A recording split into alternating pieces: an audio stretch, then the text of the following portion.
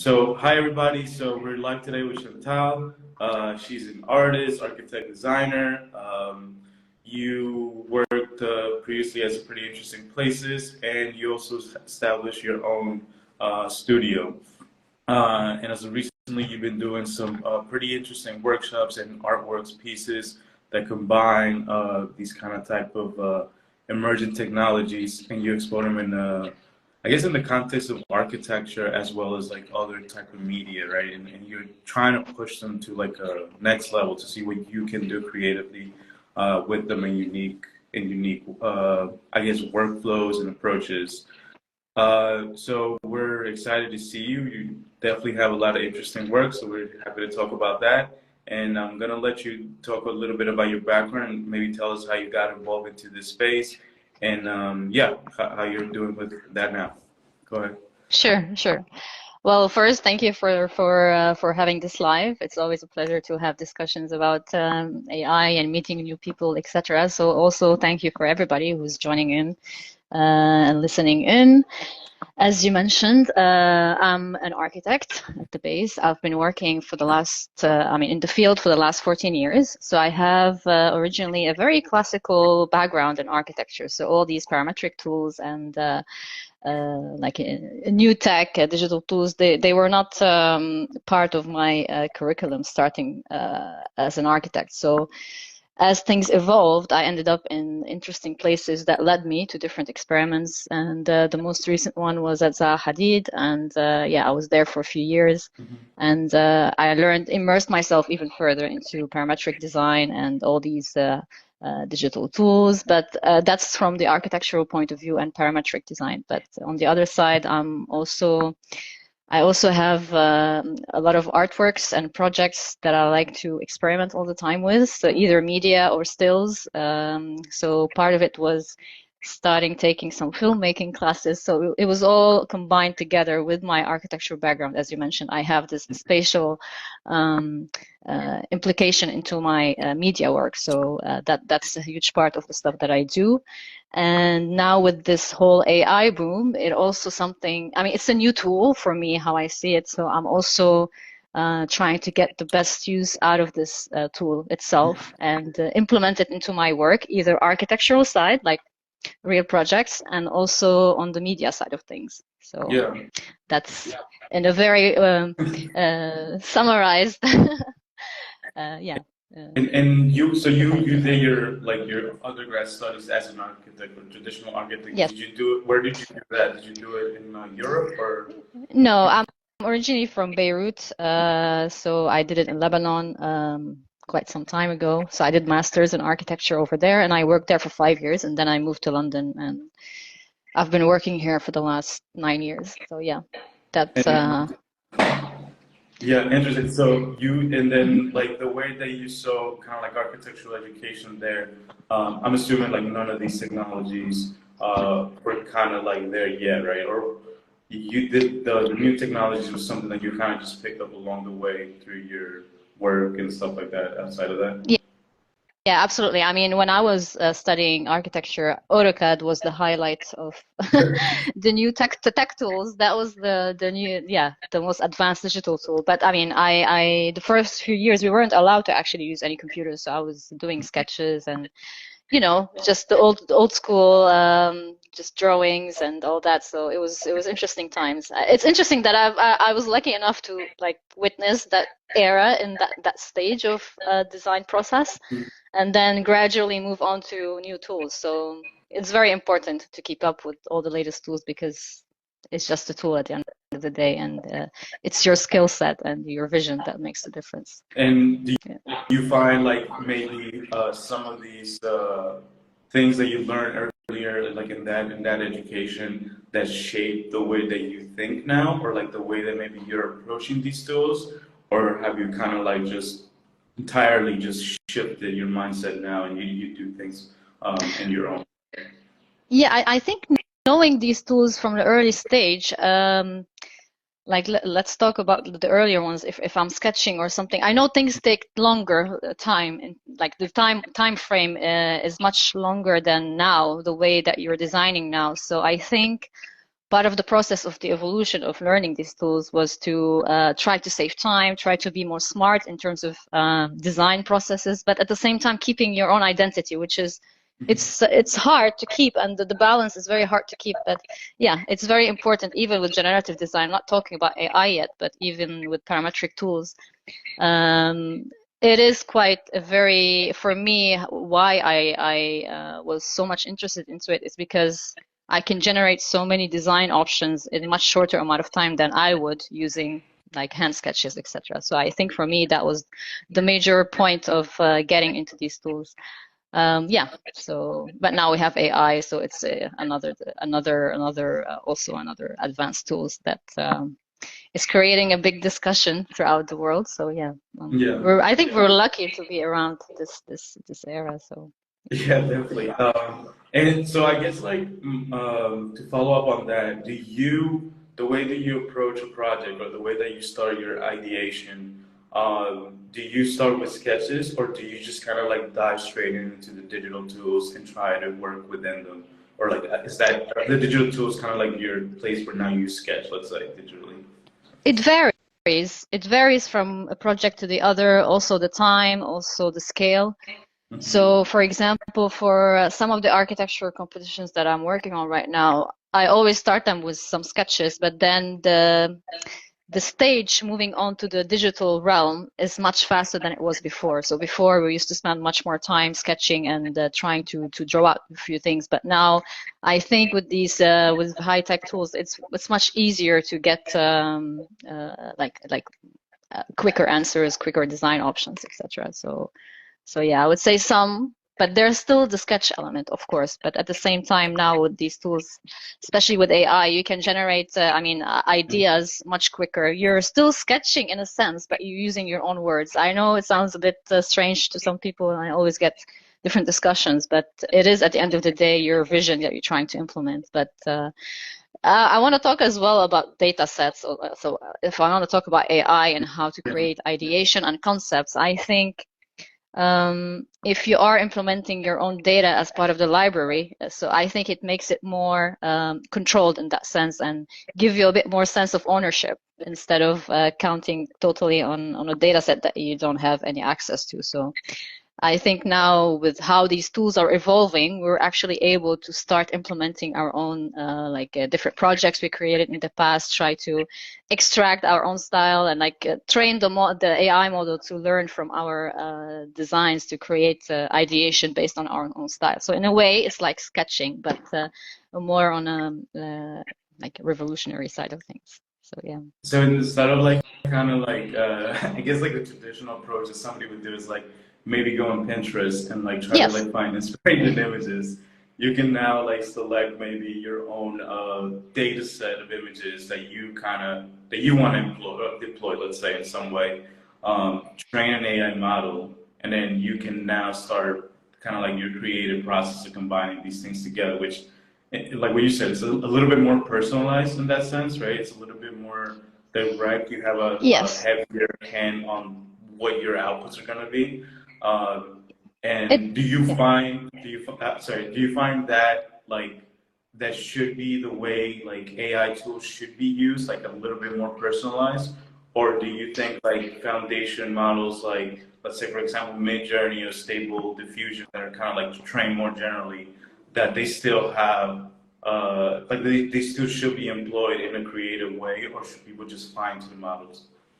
Yes, I think first I just want to say that I always hear this comparison between AI like Midjourney and Pinterest. I don't think that's valid because I think at some point Pinterest, like if you find something that's interesting, it stops there and then you find something else. Whilst with Midjourney, I think you can keep squeezing that design idea even further and get something more developed as you go on and extract it and try to feed it into like 3D GANs, for example, etc. But that's like on the machine learning side of things. So that's why I think it's more advanced than just to compare it to Pinterest or any other platform that gives you a lot of library. I think yeah, there's a bit more of like the moment you hit a variation, for example, just the simplest example, you actually have control over that, and you can keep squeezing or trying to train the model to learn from that variation even further and create more options from that single idea. I think with the other platforms like Pinterest, there's a bit of a limitation. So I would just wanted to say that.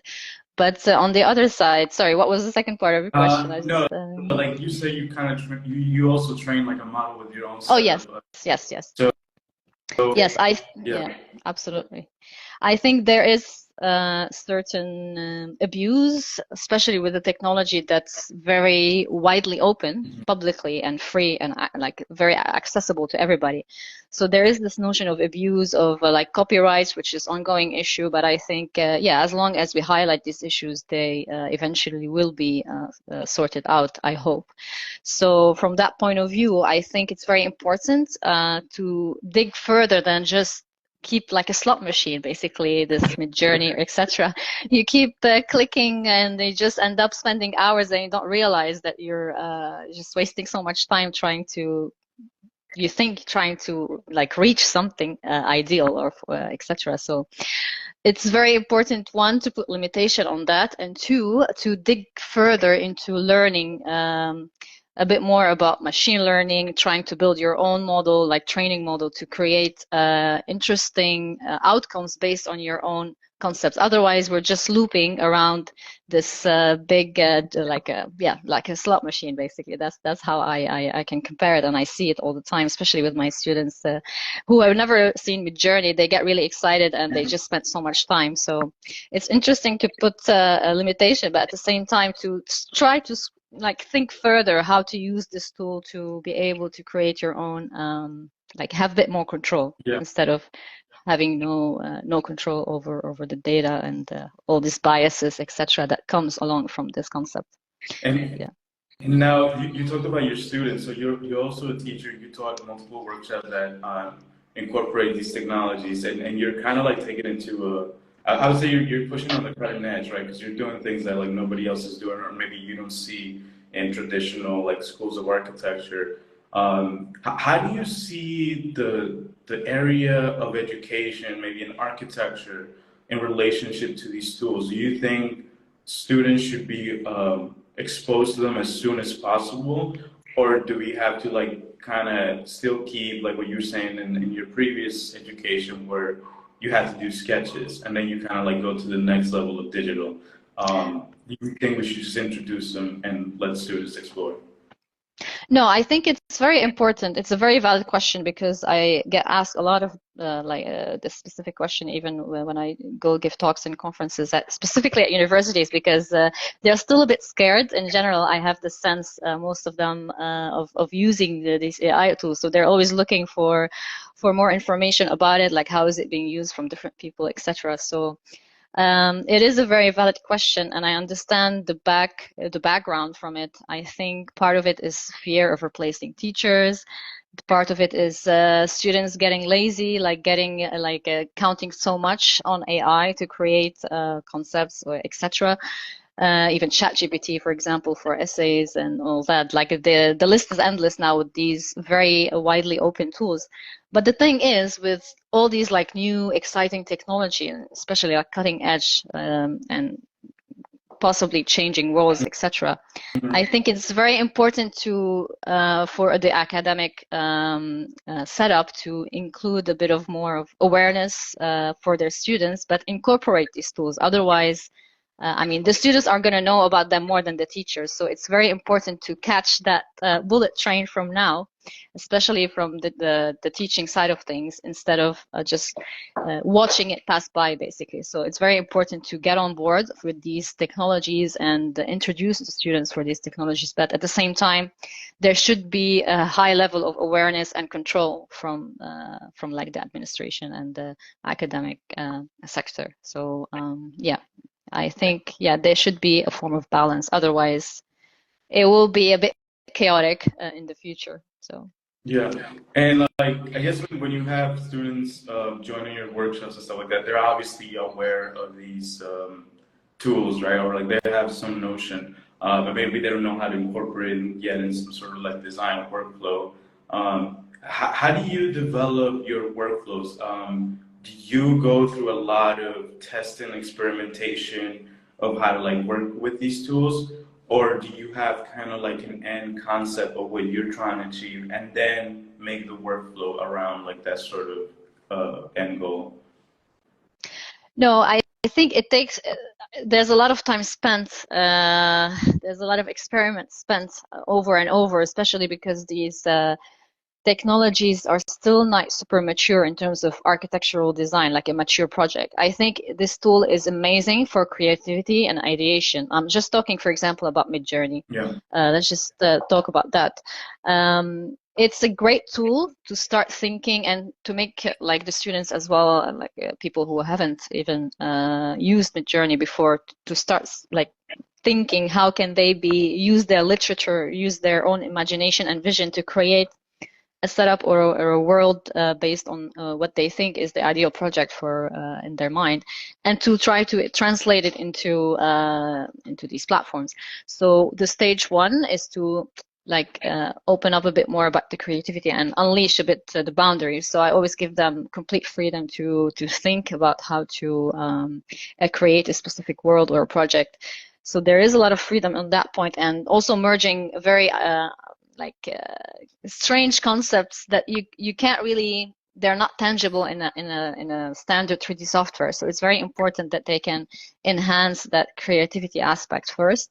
And then the second stage is to filter out this information and try to rationalize which is the best option that can actually go into training and or go into an immersive 3D scene, because there's also a lot of AI simulations and models that can help us now extract 2D information into 3D. So this is where my bulk of research, I'd like to call it, is onto right now. So much, like I am spending so much time on that point, because this is where it's lacking. Like the next stage, how are we transforming all this beautiful concept imagery, which are strikingly amazing. Like there are things sometimes that surprise me, like whenever I'm trying to experiment with something, even when I'm using my own library, I get sometimes very random results, like so much different from what I input originally.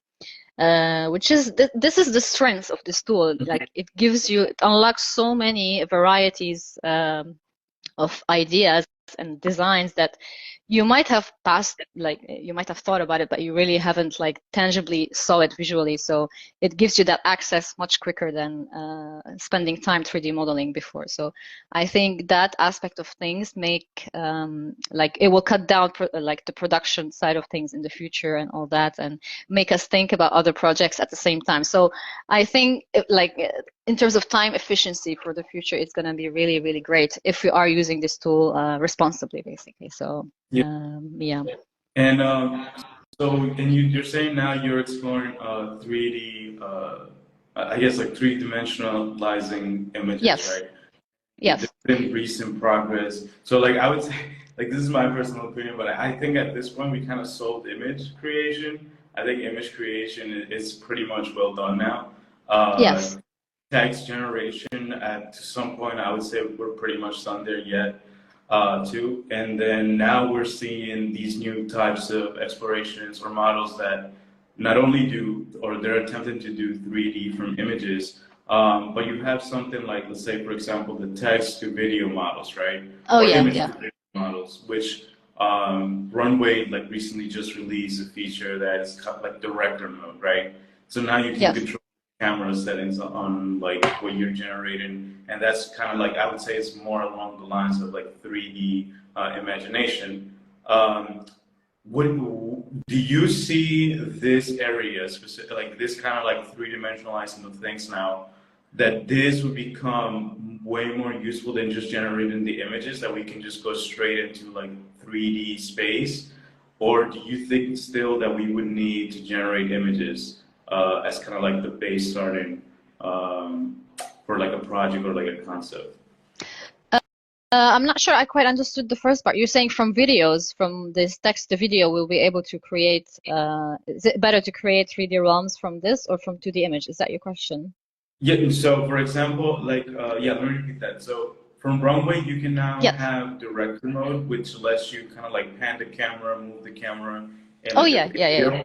Yeah. And then alongside this, you're kind of having, for example, image to 3D models, right? Like you're taking Yeah. the image, three-dimensionalize it. I guess like I've seen that you work with a little bit of these, which is like NERF, right? Like NERF has Oh been yeah, coming yeah, yeah.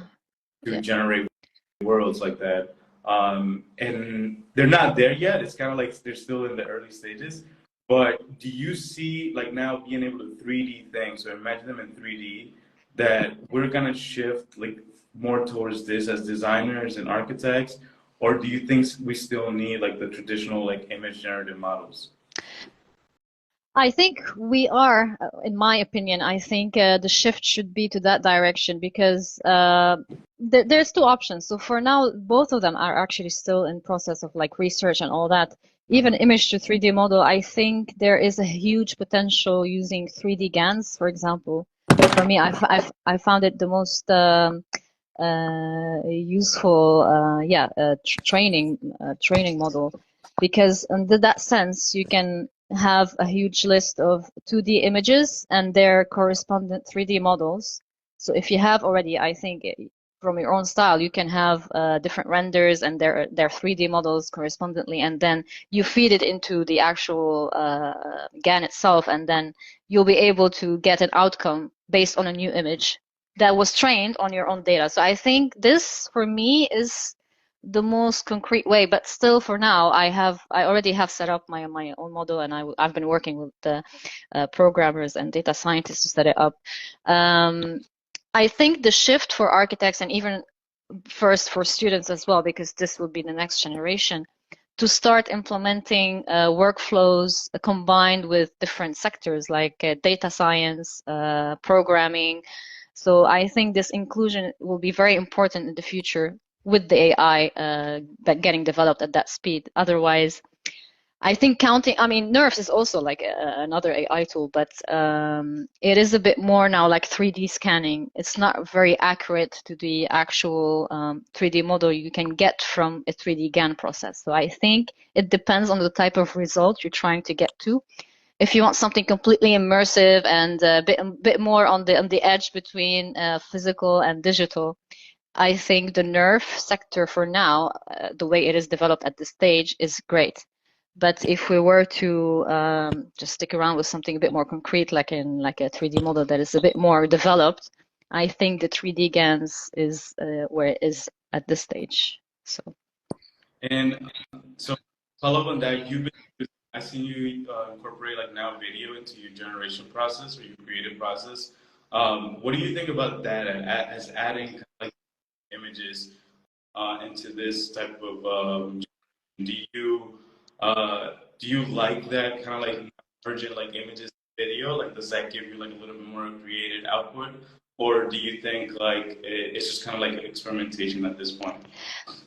I think part of it is still some of the stuff that I was doing a while ago was experimentation at the base because I was interested to see to what level I can actually stretch out these geometries in videos because that will be a great asset for me in the future. Like if I'm able to create different angles from for example, a specific image or a specific visual render for a project, if I can actually animate and prompt in with the actual library and image inside, for example, Runway to create a video, I think there's a huge potential now that I'm seeing while it's creating this flow of movement and camera angles around it. It's building something. It's like 3D scanning. It's continuing the story that I started, but in a way that I can actually extract the 3D scene from that. So I think that's very exciting. And yeah, we're getting there. We're getting to something much faster. So now things are getting like there's a lot of tools that you need to, it's like a puzzle, basically, how I find it now. You have to use this, get this information, then you have to use this tool to get more information, and then you extract something at the end. So right now I feel like things are slightly taking longer time to get to the outcome, but I think in the future we would be able to get a faster 3D scene from an image or video, possibly video for sure, because I think with video you can have more, like a 3D scan around the elements. So, And just so I just want maybe a little thoughts on creativity and how you creativity. I lost you for a second. Say again, sorry. Oh, no, I get a, do you hear me? Yeah, now I Okay. can. Your thoughts on how you define creativity. There's been a recent kind of like debate that, you know, like these models, maybe like for people that are maybe outside of the realm of like the technology, but that they say, okay, these models are just like copying artist works, or like, you know, they're the copyrights issue. Or some people would say like these models are creative, like they are able to generate like things that might be more interesting than like human produced outputs. Um, you mentioned it a little bit earlier where you said like, oh, maybe students would get lazy, or like maybe like professors or something like that, they would think students would get lazy using these types of models. So, what is your thoughts about like creativity? Like, do you think even if, as these tools progress, like that humans will still be creative in some sense, or are they more kind of like now just become like just tools, like tools in the toolbox that people just use? Um, no, I think it's definitely enhancing creativity. It's an extension. It's not really just it's not the other way around. That's how I see it, at least from what I've been experimenting with and what I've been seeing, that students are a bit more daring in their ideas and concepts, and the more they get interesting results, the more they're excited to actually dig in further and try to experiment even more. So that's actually already unlocking how they perceive things, and they also have judgments on different design options, etc. So it's already enhancing that creativity. But as I was mentioning, there is also the danger of abuse in that sense. With this very, very generous tool, there is, unfortunately, it is true. Like there is abuse from certain people.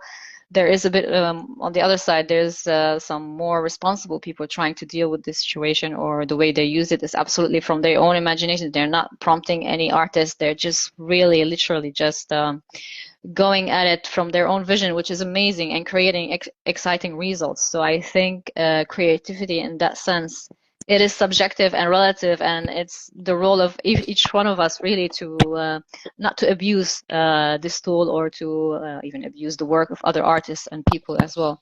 So there's there's also like people stealing prompts from other people, which is hilarious. But from the other side, there's also people prompting, for example. Oh, I keep hearing things. I hope it's not me. No, it's not me.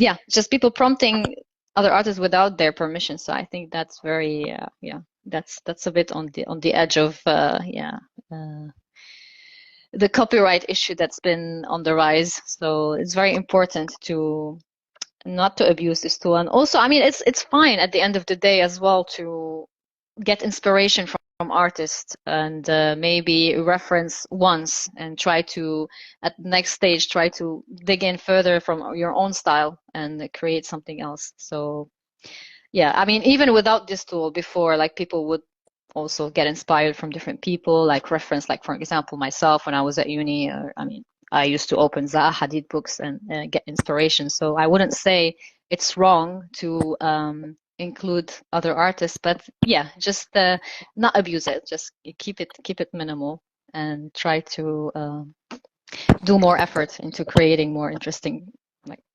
prompts. I know it's funny that we're actually using this word these days. It's part of the design process now. So Yeah. yeah. So in like your works are pretty like you're doing that like in your works are pretty unique in like the way that you're handling aesthetics, kind of develop your own sort of language using these tools. Which I'm assuming at this point you also kind of like developed your own set of prompts or keywords Yeah. to that output. So maybe talk a little bit about the experience of creating prompts and like this type of like new interface now that this right because like we kind of like experience like the shift of interfaces at this point, right? You went from sketching, from maybe like a 3D models, but maybe talk about like how do you see like the prompt interface?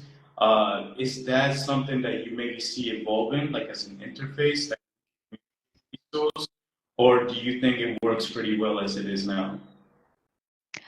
I think it's evolving all the time, actually. Even, for example, from the different versions of talking about Midjourney, from V1 to V2 to 5.2 now. The way you write your prompts has changed. So whatever you have written before, for example, in V1, it doesn't apply anymore to 5.2. So the model is already changing and getting a bit more like what do you say, expressive in its own literature. So now you don't need to actually put words then comma, words then comma. You can now just write a text, or write a description of a space, and it will generate something much more exciting. So yeah, you'll get more results for that. So it's already been evolved and it's already developing. So I think in the future, yeah, I think we're gonna count a lot on our literature and our own words to create these amazing this ideation process at the beginning. So people read more. Sorry, say again. So people should read more. So Yeah, I mean, maybe that will make people, yeah, be more bookworms. No, I don't know. But I think in the future, like especially in the education process, the way it's evolving, there will be a sector for literature. Like I wouldn't be surprised if there is part of the architectural process, a section to, yeah, just an expressive class or some sort of. yeah, like creative prompting and stuff.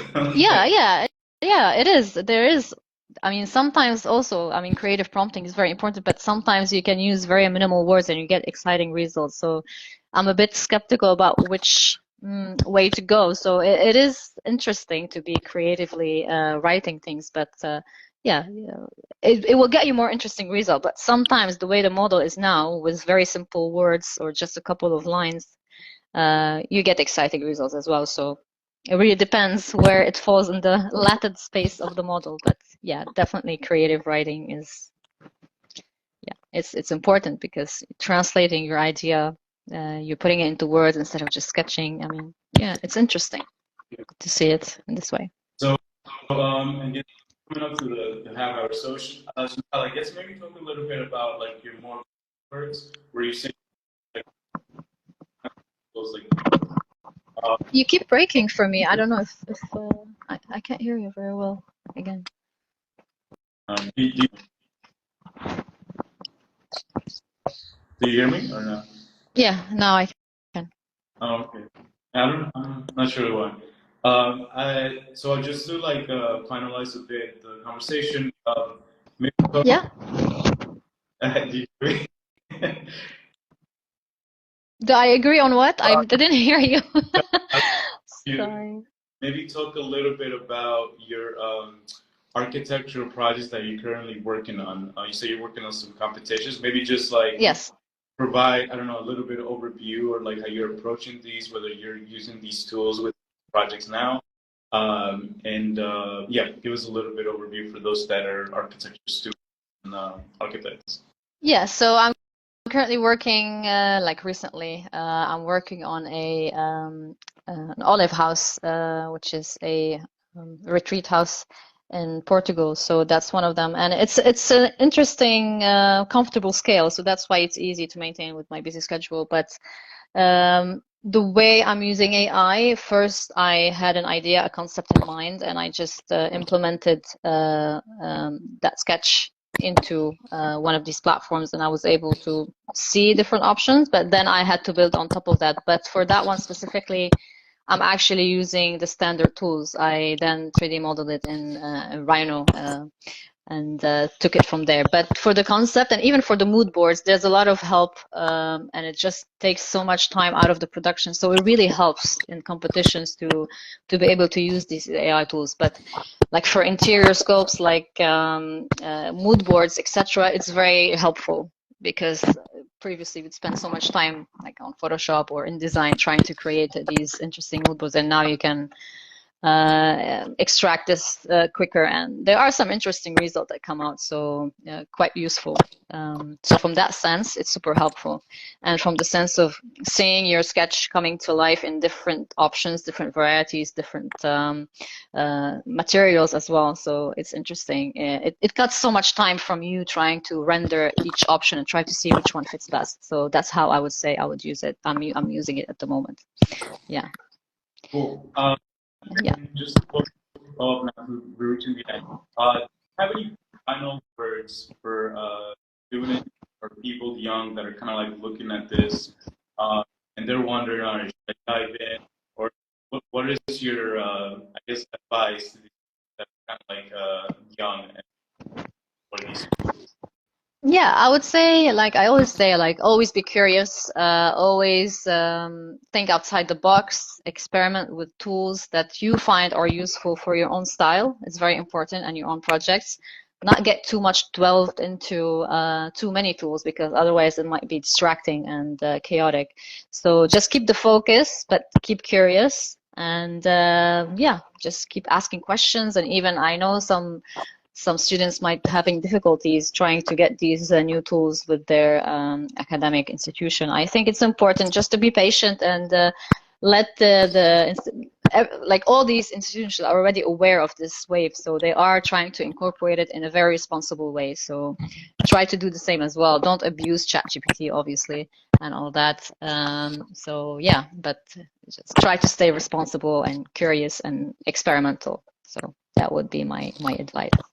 And I do have a workshop coming up. Do you Yes. want a little bit about that and what you plan on doing? Yes.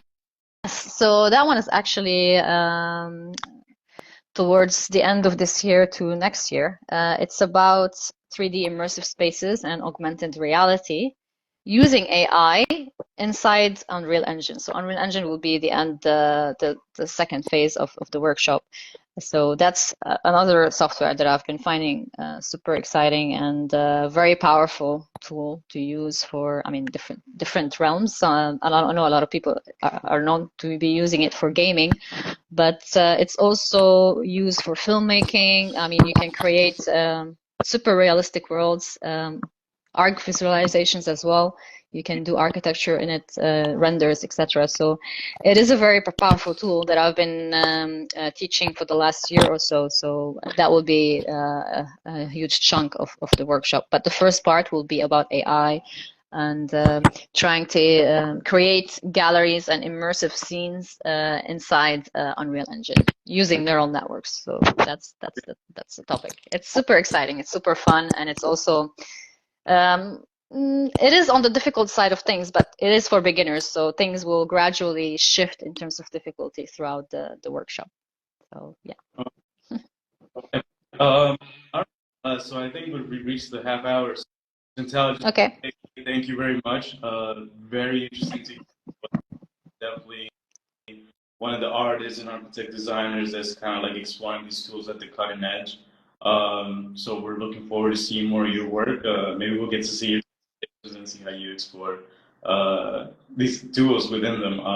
Very curious to see that because I think we're at this point where like a lot of architects are now starting to like use them in some ways. Yeah. You're one of like the leading voices in that, so we're very excited to see that. Um, Thank you so much. so thank you again, and yeah, hopefully we can do this again and maybe see where you are now with your works. Yeah, absolutely. Yeah. Let's see where this wave is gonna take us next. But yeah, a huge pleasure to be here. Thank you so much. All right, thank you. Bye.